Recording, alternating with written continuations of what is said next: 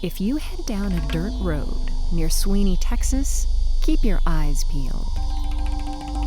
Because underneath these towering oaks, slithering below the Spanish moss, are plenty of these guys.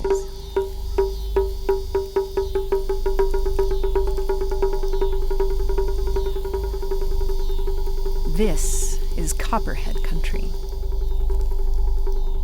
I've dealt with more copperheads than most professionals have, and I'm just a guy that lives in Sweeney, Texas.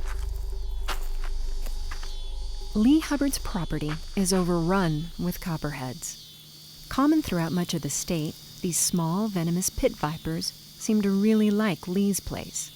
At first, he killed the snakes, and after a while, it became too much. Yeah, let's find some. So he called in some help. Well, I've received a number of calls over the years where people had 2, 3, 4, up to 20 copperheads in their yard. I'd never had anybody report 150 copperheads in a season, and it turns out that that's really pretty average around here. There's one right there. Hey, Chris, first one of the night.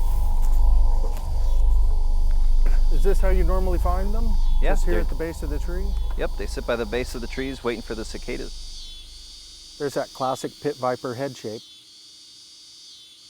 It's not unusual to find copperheads throughout most of Texas. If you look very closely between the eye and the nostril on the upper lip, you'll see some small pits in the scales above the lip, and those are the heat sensing organs. Snake specialist Christopher Swanson is collecting these copperheads for science. That's 2. We don't want to hurt these animals. We're trying to collect them as gently as possible. But because they're in a feeding scenario at this time of night, this time of year, we actually have to chase after them. Oh, here we go. You see one? Where? Oh, yeah. Oh, yeah, that's a good size one. Cool. And there's a cicada molt. The copperheads here, this is what they're eating. They're eating the insects. When they come out of the ground and they molt, the snakes feed on them. They actually come up and they'll work their jaws all the way over them without a envenomating bite.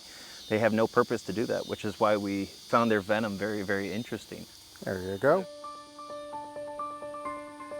Scientists believe that a protein found in the venom of copperheads inhibits the growth of cancerous tumors. For Lee, this hits home. His aunt died of cancer, and the next day, a team started collecting copperheads to help with the research. To find out that day, after burying my aunt the day before, that we could do something and possibly help.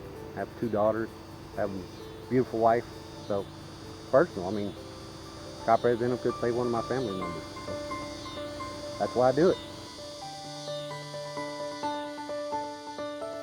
It's just fantastic. And here we've turned from a landowner who perceived the copperheads on his property as a nuisance or a potential threat, and now he recognizes them as a potential medical miracle. It's just great. I couldn't be happier.